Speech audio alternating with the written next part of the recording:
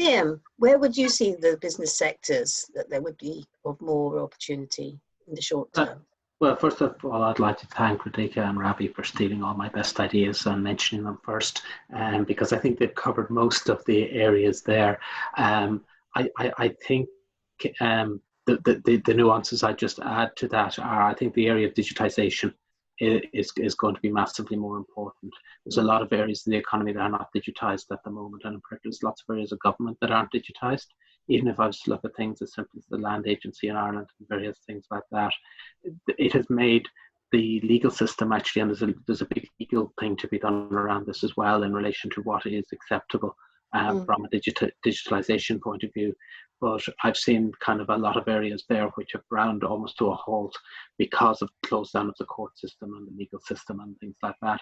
And therefore, I think there's quite a bit to be done in that particular area to actually make things happen. And it just seems ripe for, like, I mean, I've always thought that land registries were something that blockchain was just ripe for sort of digitization, but that's a view on that.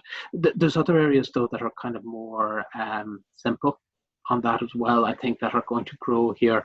One of the areas that I see popping up on chats at the moment is the whole area of sanitization, and cleaning and products, and not just products, but actually how do we deal with the area where we're also so focused on soap and water and whatever else, but actually how do we sanitize various environments that we're in, and that's going to be a growing area, and it's not necessarily high tech. The other area which I think is being ignored a little bit in the global discussion on this is the area of agriculture and agri-tech. I think the impact of the crisis might be quite bad from kind of certainly at the poorer levels of society from the point of view of food security and ensuring that food is actually flowing through, and the capability of producing food and those sort of supply chains. And I think that's something that certainly between Ireland and India that we could have quite a lot of collaboration on in relation to managing those chains. And I just said one thing just overall on this. I was thinking about kind of the whole area here, and this is coming to be more important from a trade point of view. And I put myself out. I'm a fervent believer in globalization and in actually what a globalized economy and a globalized society can do to lift people, to lift people out of poverty and to produce the sort of economy and lifestyle that people want. But looking at that within that concept of trade, and this goes to before the crisis started, trade that's sustainable, trade that's responsible, and trade that's trusted from the point of view of both the environment and also from the point of view of the people that are producing that at the end of the day. And I see that more and more from the point of view of my clients, that and ourselves.